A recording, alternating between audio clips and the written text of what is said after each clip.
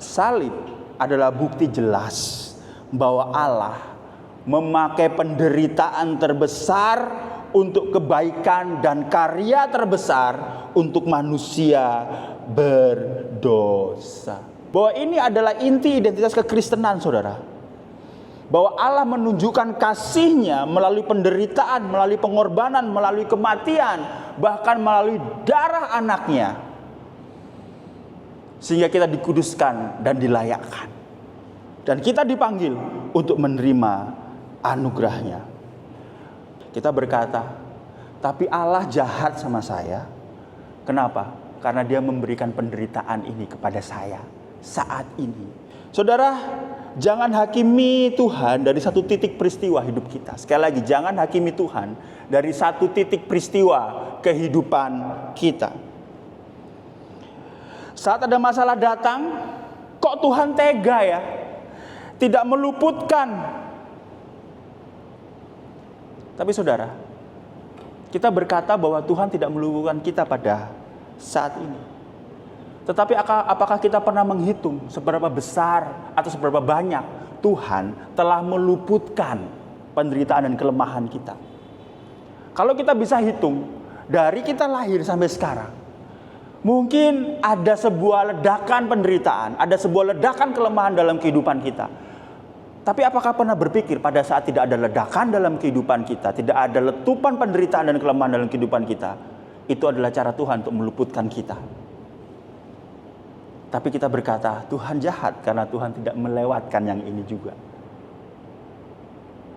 Saudara, ada satu hal yang kita sering nggak tahu bahwa Tuhan banyak melewatkan kok. Tapi ada satu hal, Tuhan mengizinkan itu terjadi untuk kebaikan kita.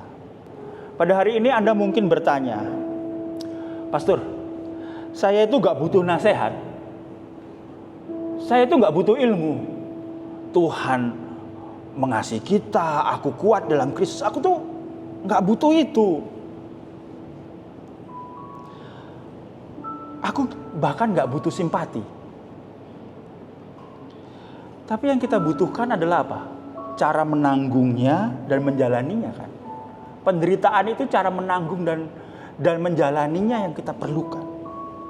Saudara, kita nggak bisa dapat cara instan untuk duri itu bisa lepas. Tapi begini, Allah tidak sekedar bersimpati terhadap kita, tapi memilih menderita untuk kita. Dia menderita bersama kita dan untuk kita. Kita tidak sedang ditopang oleh Allah yang jauh di sana, saudara.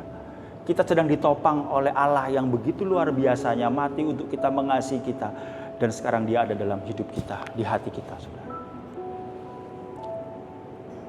Ibarat dokter, Kristus itu adalah dokter yang pernah terluka, merasakan terluka, tahu rasanya sakit, sehingga Dia mampu mengobati, bukan hanya sebagai bahwa aku Tuhan, aku mengobati, enggak, tetapi aku mengerti penderitaanmu. Dia menyediakan anugerah untuk menguatkan saat kita lemah. Penderitaan untuk membentuk kita, Dia izinkan terjadi. Saudara, yang saya khotbahkan ini adalah bentuk bahwa Allah mengerti dan memandang serius penderitaan dan kelemahan yang diizinkan Dia.